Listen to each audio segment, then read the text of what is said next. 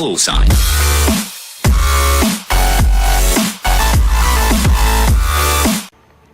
Hello everyone, Premium Success here today, and yesterday someone asked me for some tips on getting a Kem Strike. Now, I thought I'd just make a whole new video about this instead. Now, before I get started, you guys need to note that everyone's playstyles are different.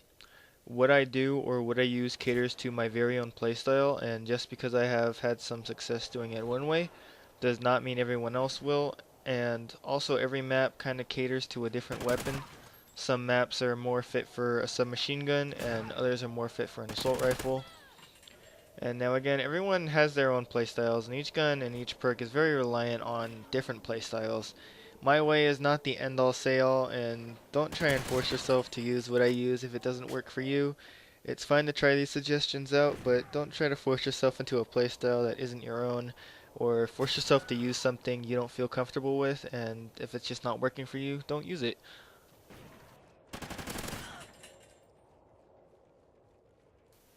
Now, the first thing I want to make oblivious to everyone is that there is a little something that you can do with your loadouts, a little something extra that you can take advantage of.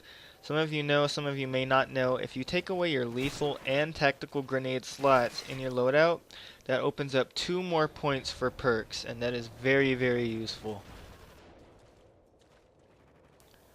Now, in an objective-based game like Domination, where you're trying to keep the B flag alive on your side, you need your tacticals and your lethals, then that's where you keep them. But when you're going for a nuke, you pretty much don't need those, and if you aren't really a secondary kind of guy, you can take that off as well to give you another extra point. But just in case I do run into that extra fight where I do need a secondary, I always have my secondary with me. It's like being my little sidekick, just ready whenever I need him.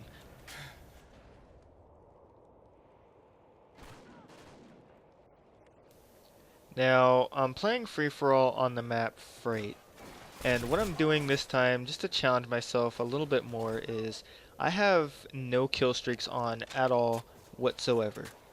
And I'm currently using the SA 805 assault rifle with a red dot and a suppressor. And I don't think it's one of the best assault rifles in the game. However, I'm still kind of in that process where I'm experimenting with all the guns and kind of finding out what I like myself. And as you can see, we kind of switched buildings here, and it's always a good idea to switch things up just so you don't die from all those vengeance guys who just want to ruin your streak and probably teabag your face after they do it. And ooh, I got lucky there. He almost knifed me. That would have been good. Now my perks are Ready Up, Quick Draw, Dead Silence and Amplify, and Focus. Now I believe that in Call of Duty Ghosts you can absolutely not be reckless at all. Not one bit. I used to rush all the time in Black Ops 2. It worked for me, that's what I did. I rushed everywhere and I was successful that way. However, in Call of Duty Ghosts, this game has a huge way of punishing the people that do rush. So you need to play a lot smarter, you need to be patient, and, you know, change it up a lot. Now, I don't personally think that you need both Amplify and Quick Draw. I think if you have Amplify, you can pretty much go ahead and do well without Quick Draw.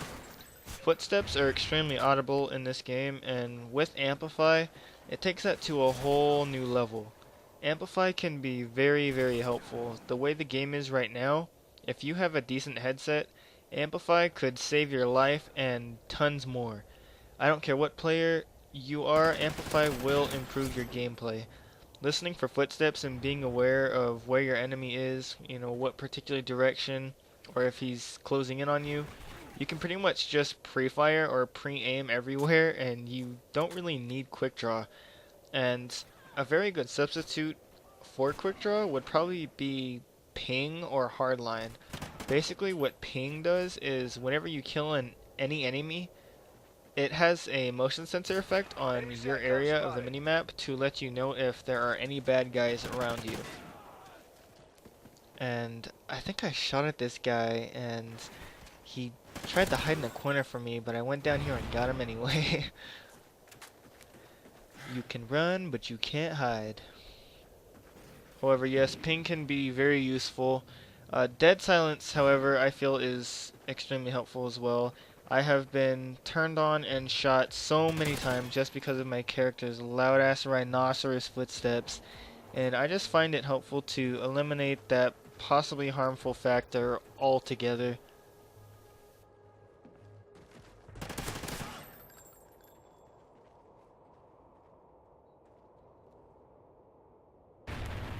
The last thing I can probably give as a tip, just for equipment and perk wise, would be to always have a suppressor on. It's always a good thing to run is a suppressor. I've said before, when you shoot your gun off without a suppressor, it's pretty much like a dinner bell in that everyone will try to kill you. And staying off the radar is very, very important, especially in free for all when you're going for a K.E.M strike. Um, as well as you don't ever want to run through the middle of the map, guys. That's just a no-brainer. You know, there's no need to put yourself out in the open where you could get shot. Don't ever reload out in the open. Don't challenge anything you don't need to challenge or don't feel confident about. And if you guys are trying to accomplish this in domination, try avoiding capturing flags and, you know, just commit to it. Get those kills because capturing flags might result in you dying. And notice how I didn't approach this guy like I normally would, and I kind of let him come to me. I kind of figured he knew I was up here, and I was getting close to my nuke, and I kind of waited back and kind of jumped out when he least expected it and kind of killed him. That's kind of what you want to do. You never want to put yourself into a fight that you could possibly lose, especially when you're so close.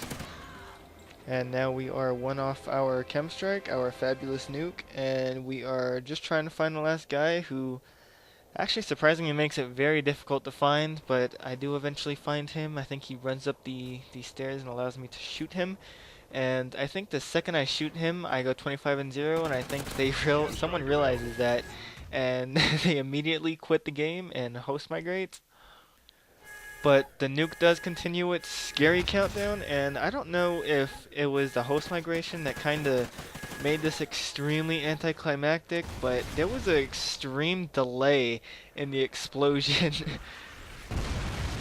Either way, regardless, I still do a amazing slow motion MacGyver 80s jump out of the window in slow motion, and I hope you guys enjoyed this no kill streak K.E.M strike video. If you guys enjoyed it and if you guys want to see more like it, go ahead and leave a comment. And other than that, guys, thank you so much for watching, and I will see you all in the next video.